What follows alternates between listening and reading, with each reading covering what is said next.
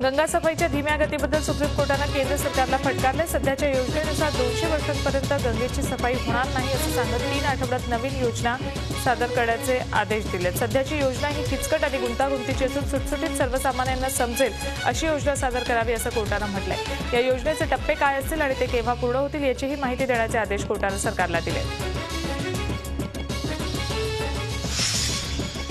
पंतप्रधान नरेंद्र मोदी 5 दिवसाचा जपान दौरा करून मायदेशी परतले। जपानचा दौरा अपेक्षेपेक्षा जास्त यशस्वी झाल्याचं पंतप्रधानांनी सांगितलंय।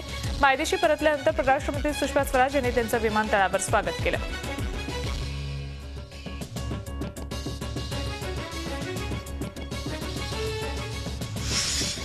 पंतप्रधान नरेंद्र मोदींचा जपान दौरा अतिशय निष्फळ ठरला असल्याची टीका विरोधकांनी केली। या दौऱ्यात न्यूक्लिअर डीलवर चर्चा व्हायला हवी होती अशी प्रतिक्रियाही विरोधकांनी दिली।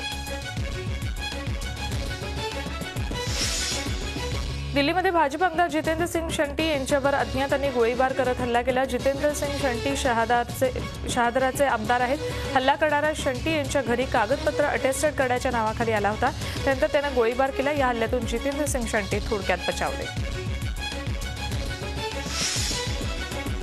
बिहारचे मुख्यमंत्री जीतन राम मांझी यांनी पुन्हा वादग्रस्त वक्तव्य केले। मुलांना शिकवण्यासाठी तुम्ही छोटी चोरी करत असाल तर ती माफ करू, कारण मोठ्या भ्रष्टाचारांना पकडणं आमचा उद्देश असल्याचं वक्तव्य जीतन राम मांझी यांनी केले। ते बिहारच्या चेंबर्स ऑफ कॉमर्सच्या एका कार्यक्रमात बोलत होते। हरियाणाच्या सिवानी मंडीमध्ये चोरांनी एटीएम मशीन फोडले। मशीन घेऊन पळून जाण्याचा त्यांचा प्रयत्न मात्र फसला। गाडीमध्ये एटीएम मशीन उचलून ठेवू न शकल्यामुळे तसंच चोरीसाठी आणलेली गाडी छोटी असल्यामुळे चोरांचा प्रयत्न फसला। सीसीटीव्हीमध्ये हा सगळा प्रकार कैद झाला। सुप्रीम कोर्टाच्या मुख्य न्यायाधीशपदी एल दत्तू यांच्या नावाला केंद्र सरकारनं मंजुरी दिली। सुप्रीम कोर्टाचे न्यायाधीश असलेल्या एल दत्तू यांची भारताचे मुख्य न्यायाधीश म्हणून 27 सप्टेंबरला नियुक्ती करण्यात येणार आहे। विद्यमान मुख्य न्यायाधीश RM लोढा यांचा 27 सप्टेंबरला कार्यकाळ संपत असून ते निवृत्त होत आहेत।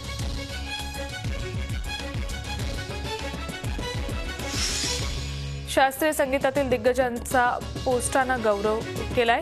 कसदार गायकी आणि स्वर्गीय सुरांनी शास्त्रीय संगीतामध्ये सर्वोच्च स्थान मिळवलेल्या 8 दिग्गज गायकांच्या नावानं टपाल तिकीट प्रकाशित करण्यात आलंय। राष्ट्रपती भवनात राष्ट्रपती प्रणव मुखर्जी यांनी या तिकिटाचं अनावरण केलं।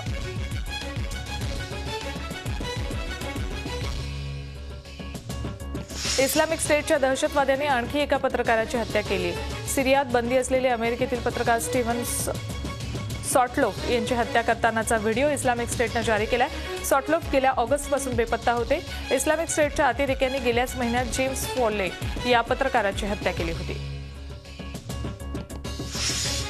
युरोपातील सर्वात मोठ्या ग्लेशियरमध्ये ज्वालामुखी भडकलाय। ज्वालामुखी भडकल्यामुळे दूरपर्यंत भूकंपाचे झटके जाणवले, तसंच अनेक किलोमीटरपर्यंत लाव्हा पसरलाय।